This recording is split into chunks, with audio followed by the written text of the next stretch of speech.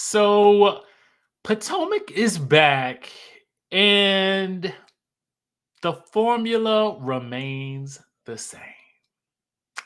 Potomac is back to what it does best, and that is the mess. So we got to start this episode off. We're talking about episode 2 of season 8. It's called Home Sweet Drama. And of course, the drama is being started by Ashley in her own home. Hence the title, right? We got to really talk about it. I'm gonna rate this episode on a scale of 1 to 10. I'm gonna rate it an 8, mostly because we are back to what typically happens in a Potomac episode. And I guess for me, my issue is that the ladies, and I'm going to speak particularly about Ashley, can't even bother to be bothered to hide the pot stirring, the drama starting. I mean, it was literally, I could see Wendy walking right into the bear trap. Okay. Like you could literally see the train about to crash. And you could tell by the look on Ashley's face that she was about to get activated. And by activated, I do mean start some mess. Okay. The interesting thing is for me that I have to be very honest with you guys about is Ashley in person is very chill, relaxed. I mean, it's a real sexy kind of like laid back energy. But when you watch her on this show, I'm like, girl, like you could not even, I mean, you could just see it in her eyes in the final scene with Wendy that she was going to literally push Wendy right into the trap. Okay. And poor Dr. Wendy is just a glutton for the punishment. She comes in expecting great tidings and joy, and lo and behold, yet again, Ashley hits her with the zinger. Okay.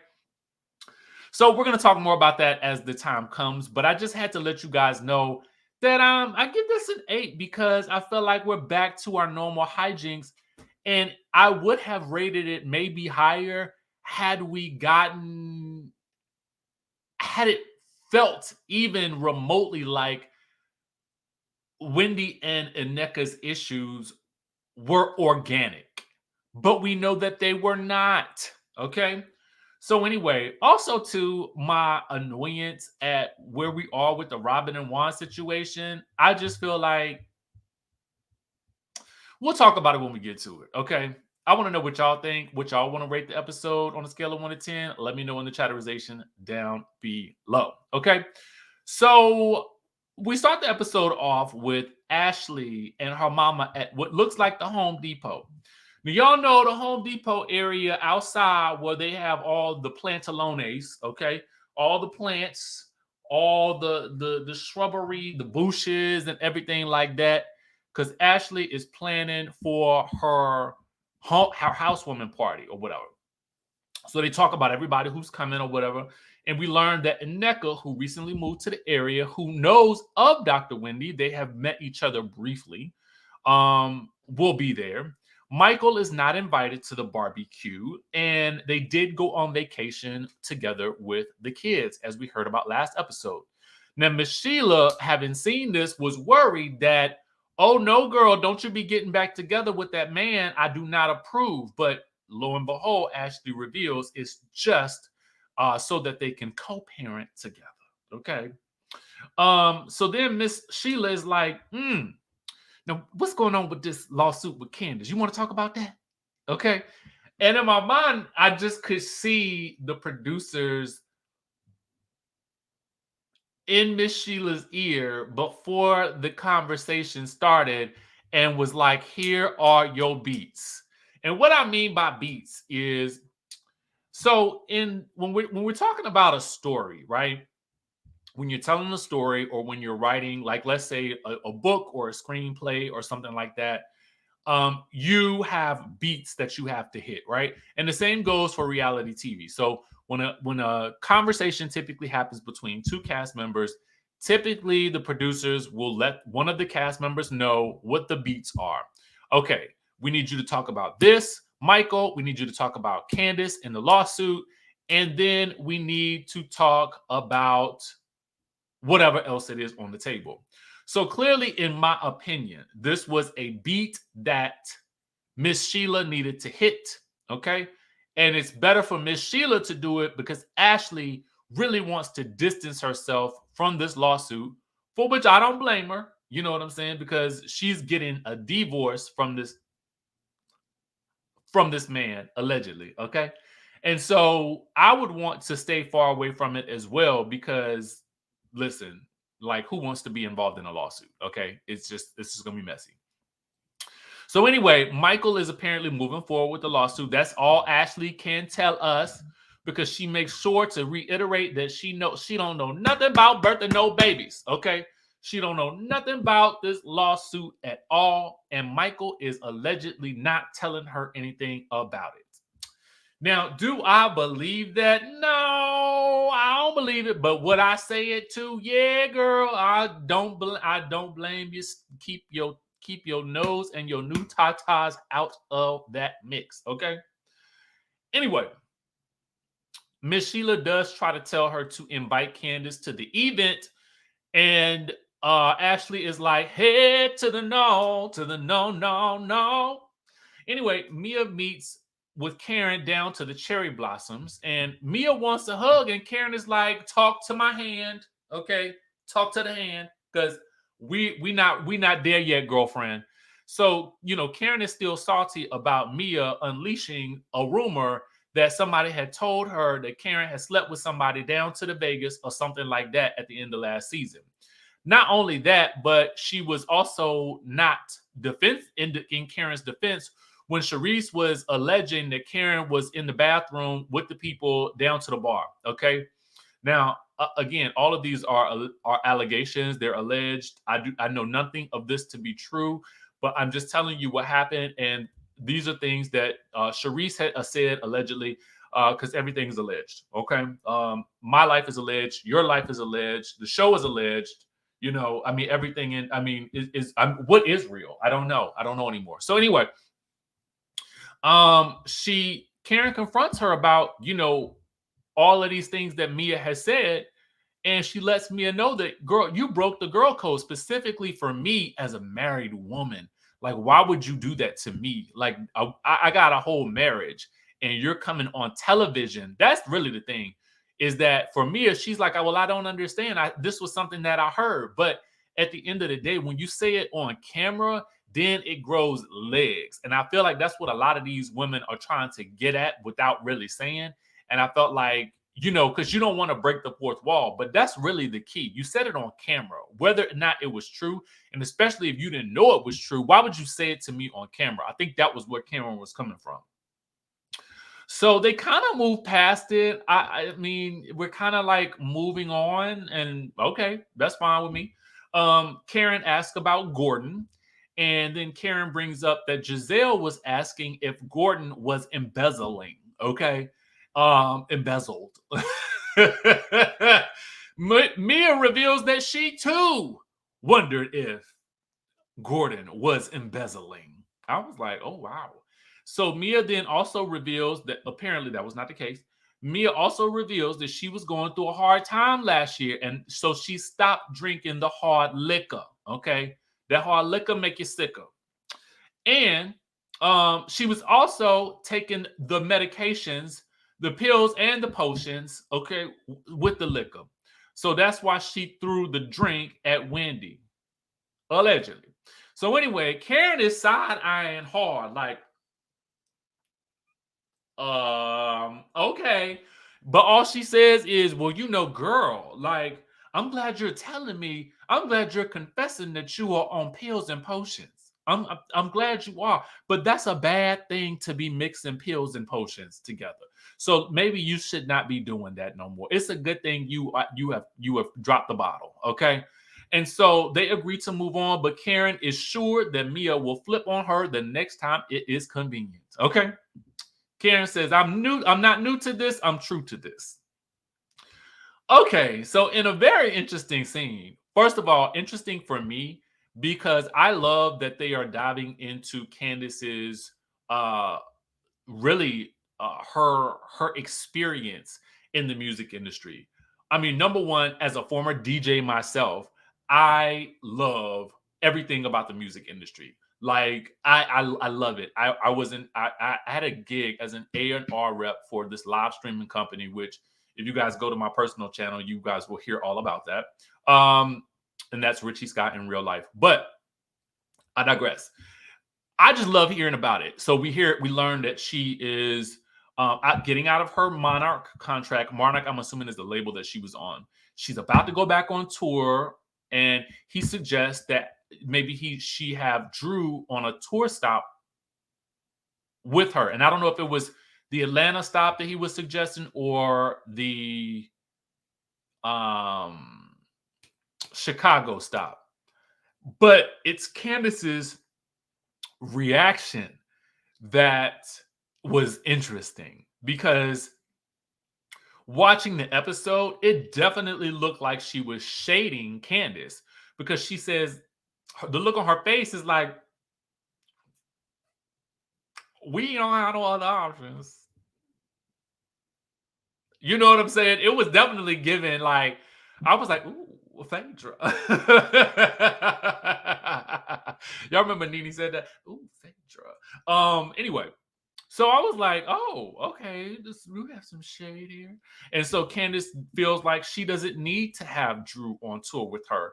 The way the scene plays out is almost like we see the flashback of Drew singing doo-wop pop pop pop to Candiace's, lead vocalist. So, Candiace was Dina and Drew was definitely Laurel in the background. Okay. She was definitely do-wop pop pop pop pop pop pop, do-wop pop pop pop pop pop pop. And then she left that stage, right?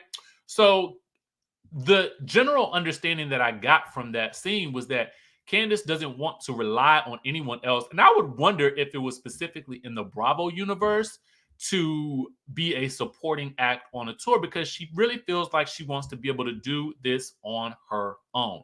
I understand that. I can rock with that. I can definitely understand that. And I think to drive it home even more that she meant no harm by it. Thanks to our friends over at Reality Chat for capturing this. Drew tweeted, "Now why am I in it?"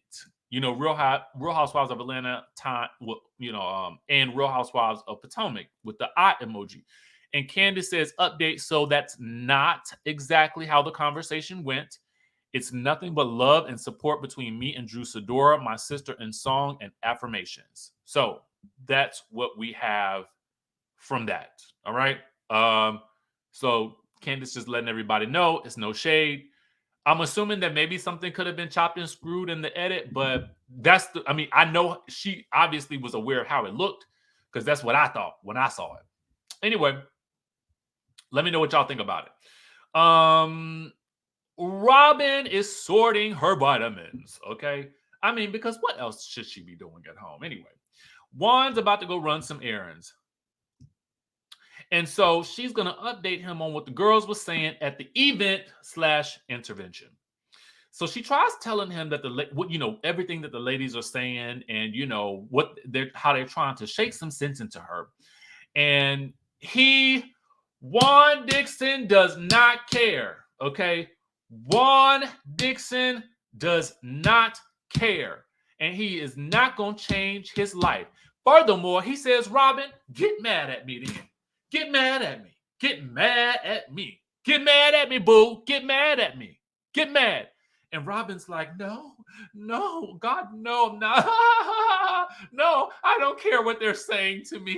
I don't care either. You don't care. I don't care. No one cares. I'm just carefree. You know what I'm saying? And it's just like, oh, girl. She also lets us know that she does not care what the ladies have to say. So there you go. Just like her tagline, she 100% does not care. Or does she? Are you just trying to convince yourself that you don't care? Because, girl, I feel like you care. I really do. I feel like you care. Because if you did not care, you wouldn't even bring it up to him. But, it could be a situation where producers are like, girl, here are your beats that you need to hit in this scene. Let's see what happens. And of course, if Juan don't care, she don't care either. So then they talk about the job search after he was fired. Okay, and the headline that they flash on the screen, baby. Oh God. The editors, baby, they just be receipting. Okay, the receipts be receipting. And so anyway, Robyn then gets into that, and she is standing by her man. Okay. Or her best friend, whatever. Anyway, Juan is adamant that he puts people before him all the time.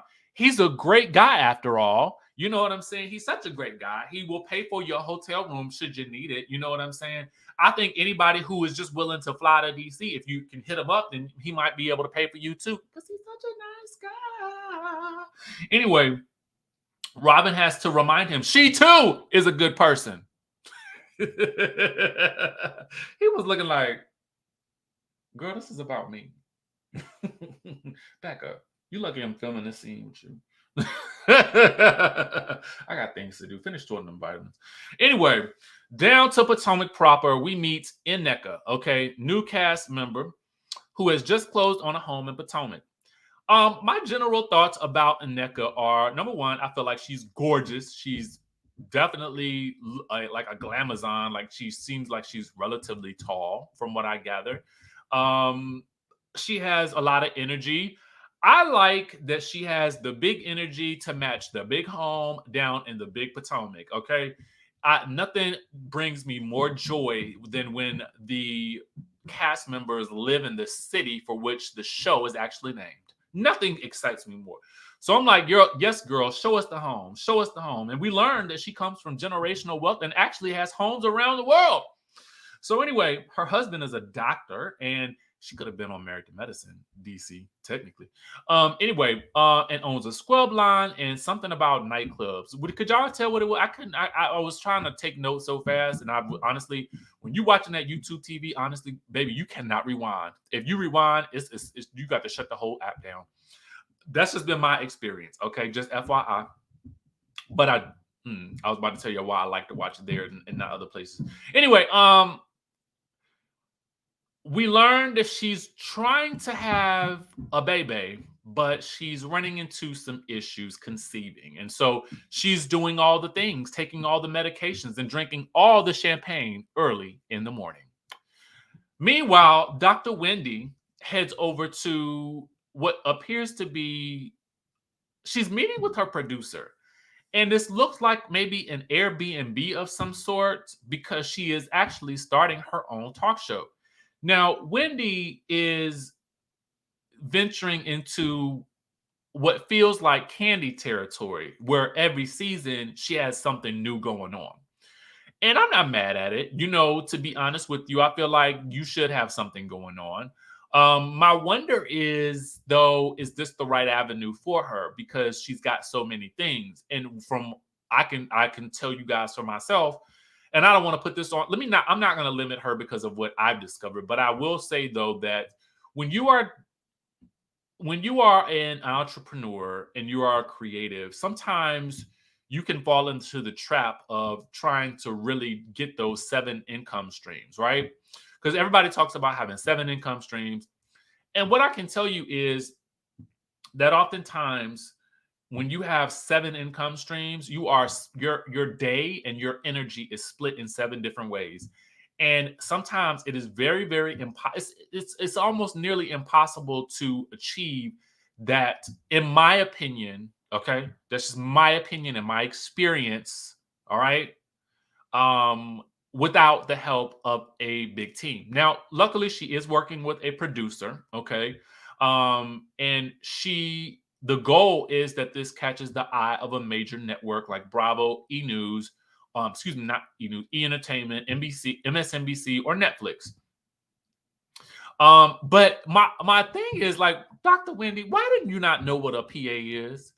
Like, I feel like that's a basic, like, production assistant. Like, you've been on enough sets, girl. You know what you gotta know what a production assistant is. Unless sometimes you do be having these moments where your thoughts are kind of like, no, what is that again? But in my mind, I'm like, Wendy, girl, you know what that is. Anyway, Wendy has a budget, but you know what I like? I like that she was like, I'm not gonna tell you what that budget is because listen, the budget sounds conservative. And to be very honest with you, girl, I ain't mad at it. Cause who want to be spending all their cake, okay, on something that is you don't know how it's gonna work out. You know what I'm saying? So, and why would you say it if you don't like it would be what I like is that I didn't feel like she was trying to sound bigger than she actually is, right? So I that's the inference that I got from that. I'm not mad at it. I'm totally not mad at that. Um, but what we learned is that budget ain't enough. Okay. Um, and then they got to figure out some names. Wendy's like Zen Win, and the producer's like, no girl. She's like Wendy's Wisdom, no girl. And it sounded like they were settling on Wine with Dr. Wendy, which I can understand because it does roll off the tongue. But is Wendy known for wine? Like maybe it could be Wine Down Wendy. Not I don't know. Like I'm trying to figure out if I like this idea. I honestly feel like I don't know. I don't know if I like it for her. Not in the format that I feel like she's going, but I need to see more. You know what I'm saying? Because Wendy strikes me as someone who is more. I don't want to box her in. I don't want to box her in, but I feel like her alley, her lane would be more political news and entertainment. And in that regard, I feel like I could see her doing more of like her own sort of news segment or commentary on things on like maybe on YouTube. But I don't know. I gotta see it. I gotta see it because she's great at what she does when she's doing the political commentary. So I feel like maybe that's the area where I want to see her, but I don't know. Y'all let me know in the comment section down below what y'all think. Anyway, Karen invites Ashley, Mia, and Giselle out to what looks like Pilates. This is another instance to me where I felt like I could feel the producer beats happening. Okay. And again, I told you guys what I meant by beats is like certain points that you need to hit in the conversation. And I felt like because we've been watching reality TV for so long, I can spot those beats a mile away at this point. And they were running through them in this scene right here. They were running through them like hotcakes. So, Ashley, Mia, Giselle, and they all meet out with Karen for Pilates. We meet Ashley's new tatas. Karen is preparing for the triple 20 birthday, which is 60. And Karen reveals very slowly, okay, that there's 5% calcium in her arteries. There's a deposit of some sort that she's having to deal with, but it's nothing major, okay? And then it's time for the workout, spread eagle and all. Mia hits the bathroom, and Giselle wants to know where Karen and Mia are today. So Karen reveals that she and Mia are at the handshake stage, okay? Because she's not going to be phony with the girl. And she asked that the girls stop with the rumors, okay? Giselle then reveals that she had a confrontation with Robyn, and she wants to know if Karen will now apologize to Robyn. And Karen's like, per quoi? For what? Why? Why would I apologize?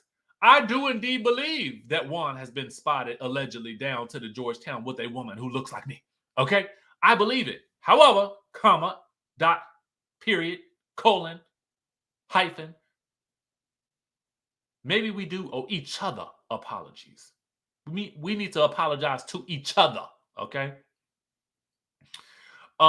Next, again, because we got to move through all the beats. Ashley girl, what's the tea on this divorce? Apparently it's still in process, but her name is the only name on the deed. Was that new or was that always the case? I cannot recall. It's a little murky for me. Next, Mia, what's the tea on this Candiace lawsuit? Ashley, I don't know, girl. And we got to move on. Karen asks, well, how do y'all feel about Candiace? Giselle is like, who? Who's zooming? Who? Um, and Ashley too is like, I don't know who that is, and I did not invite her. Okay. But she does tell them that, oh, my homegirl Nneka is gonna be at the Ponderosa, so y'all be nice to her. Next, because we gotta finish the beats. Is Giselle bringing Jason? Hint, of course not. His age gap comes up, especially because it's actually the same age gap as Karen and Ray, according to Karen. And Karen, inspires the girls, don't you know? So it's the day of the seaside in the city event down to Ashley's house. Uncle Lump is there, and Giselle is bringing all the Coronas from the corner market. And she does ask about the hour rule before Michael can pop up. So they talk a little bit about Ashley and Michael going on vacation, which Uncle Lump did not know. Okay. And he is not pleased. All right. Karen arrives next, and we learn that Karen is not drinking much because she's like, I got to drive back, girl. And what I found significant about this is I did not know that there was a service that will actually come and a person will drive your car home. Now, that is some stuff right there. Back in the day, can y'all remember before the days of Uber, the thought of getting into a car with a stranger? It's like, you know what I'm saying? Like back in the day, we would not have done it. But now it's so commonplace. And it's also to the point now where they have people that will actually drive your car home. I did not know that. That's like wow to me. But I guess it makes a lot of sense, right? So anyway, because your car got to get home. But then it's like I would imagine is somebody Ubering to you, and then they taking your car home and then they're gonna Uber it away? Or dude, is it two people that come and one person driving behind them and they take the other person back? Like, how does that work? I need to find out. Anyway, um, Mia arrives and she's still not hugging that girl. And so in comes Charisse, who is dressed just like Karen, but it don't bring them no closer. Ashley then takes the girls on a tour of the seaside chalet, and then Dr. Wendy arrives. And the way Giselle steps to the side to avoid Dr. Wendy, who is also avoiding her, and the way that Wendy steps in to hug Charisse, but does the matrix away from Mia. I mean, it was like poetry in motion. Um, Oh, here comes Deborah. Miss Deborah is back, and Wendy is like, "Skirt, what this be doing here?" I know she didn't invite this girl after I had to deal with her calling the husband Happy Eddie. Mm-mm, mm-mm, mm-mm, mm-mm. And finally, Robyn arrives. And what I did like about Robyn in this scene right here was that she actually spoke to everyone. She actually, even though you can tell she may not be in a good space with everybody, she still acknowledged everybody when she sat down. I honestly really like that. Like that, while I still feel annoyed by Robyn, I did like that she did that because I feel like it says something about I'm still willing to play ball with you all. Like I know everybody feels a certain type of way, but I'm still willing to at least acknowledge your presence. I can also respect people that don't. Like, don't get me wrong. Like Wendy and Giselle not acknowledging each other, I think it's fine. But I also like when somebody can step into the ring and say, you know what, hey everybody, and call them out by name and speak to them. I thought that was respectable. At least I thought she said everybody's name. And then Nneka arrives, and Wendy's like, "Nice to meet." Dot dot dot. And I'm assuming maybe she realized that they had met before midway through the hug. I'm not really sure because the producer then asked her, have you seen her before? And Wendy's like, I know. Oh God, did I meet that child? I think what her name is again. I don't know. I'm in passing. That was it, in passing. And at that point, you could see it in Ashley's eyes. Wendy, let's go inside.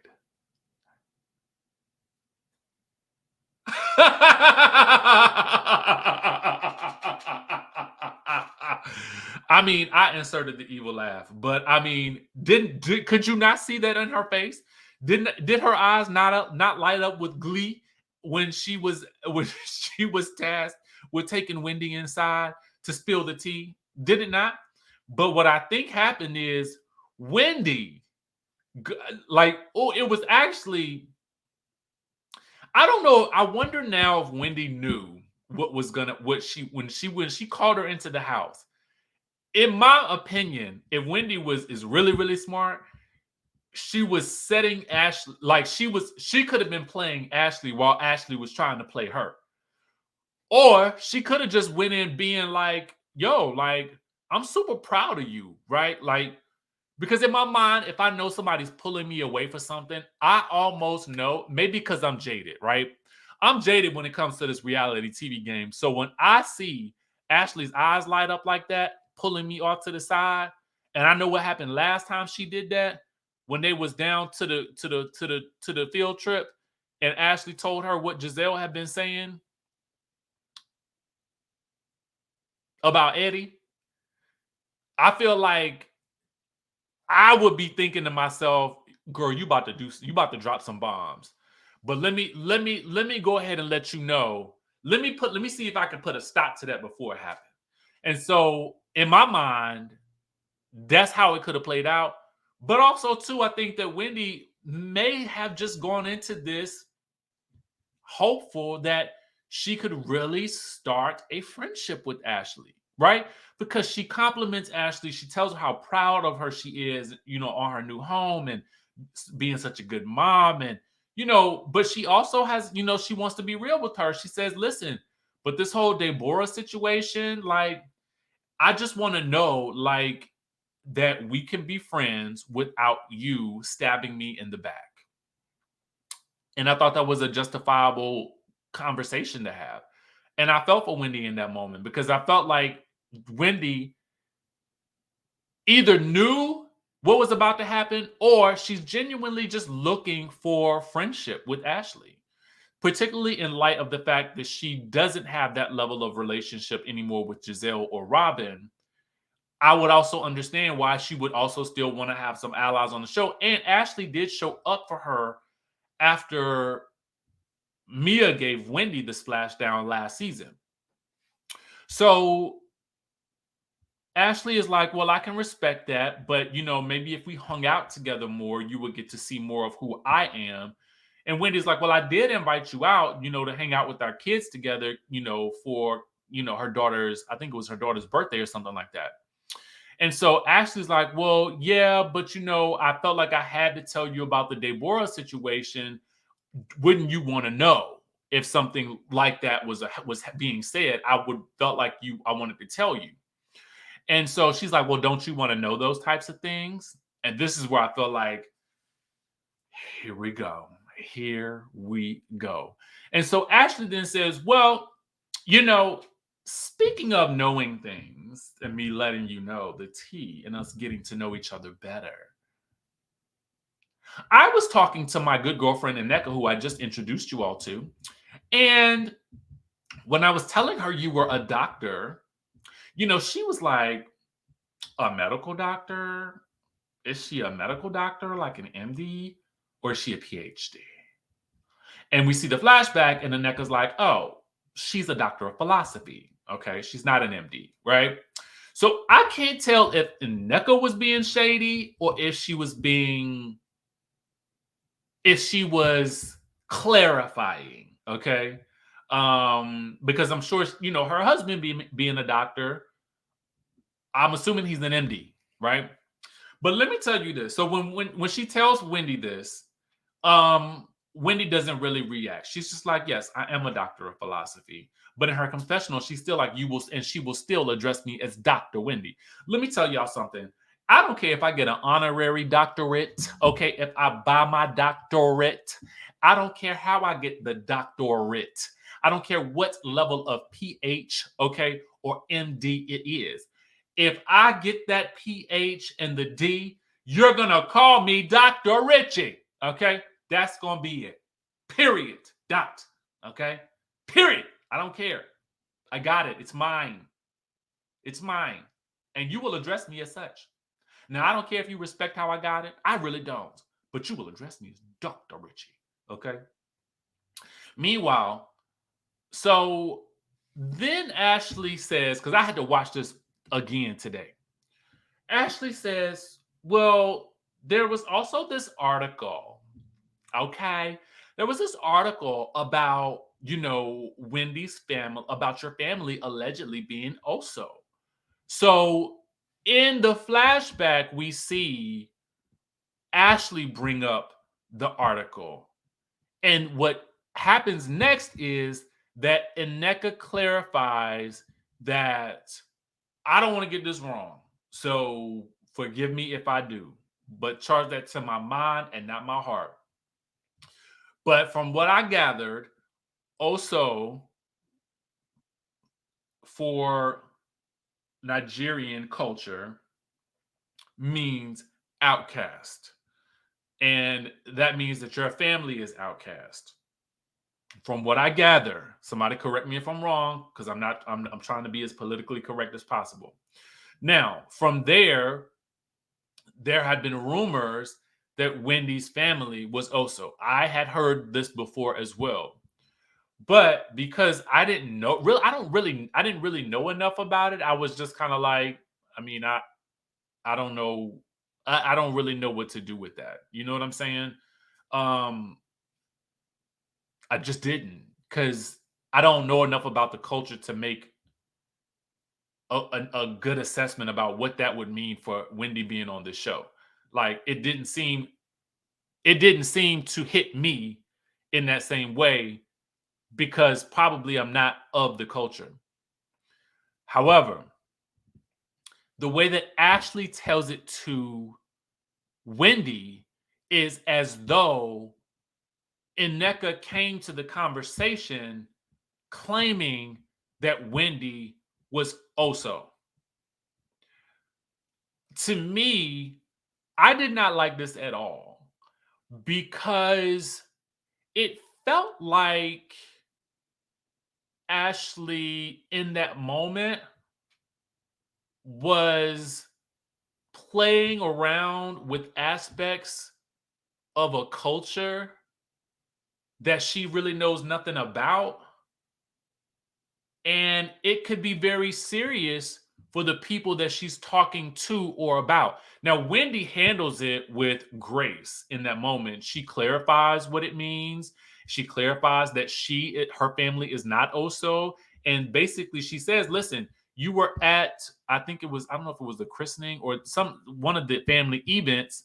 And she was like, if we were Oso, no one would have been there. Like, we wouldn't have been, like, it wouldn't have been a big celebration like that. So Ashley presenting this information as though Nneka was the person who initiated the conversation was super messy to me. And I did not like it from the perspective of, it felt to me like playing with aspects of a person's culture and as entertainment. And I know that everybody is like super sensitive about being politically correct these days, but I'm just telling you my general feeling about it and why I didn't like it specifically. Just That's just me. That's just me personally. I don't know how anybody else feels about it, but the optics of it also are kind of crazy to me. Like, when you look at what's happening, Ashley creating this level of dissent amongst two women of Nigerian culture who have just met, like really, really met. It just didn't sit well with me. I don't know. I don't know why. And I got to just be honest with you.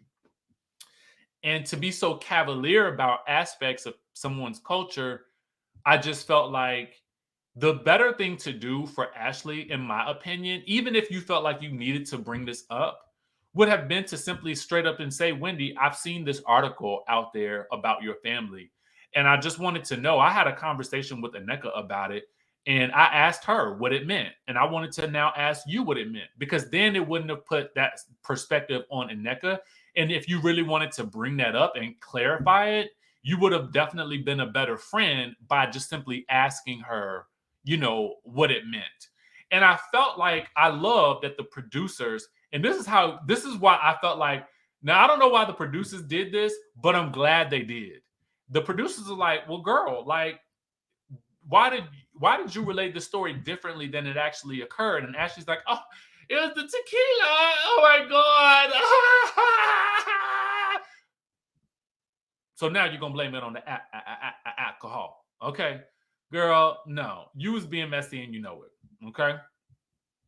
So, Wendy does tell her that that is not the case from her family, but now she's upset because she expected more from, another Nigerian. And so now we are at a space where there has been dissension caused because Ashley was creating a mess. And it was just like, girl. And then it was so obvious that that's what she was doing. So obvious that even the producers had to make it known, girl, you're like, we see what's happening here. So I don't know. I don't know how I feel about it. I don't know how I'm going to feel about moving forward with this particular storyline. I'm gonna watch, obviously, because that's my job. Okay, but at the end of the day, it's like I ain't really like that. So anyway, let me know what you guys think about it, and I will catch you all, obviously, in the next video, which will likely be the Married to Medicine review. With that being said, I'll catch you on the next video.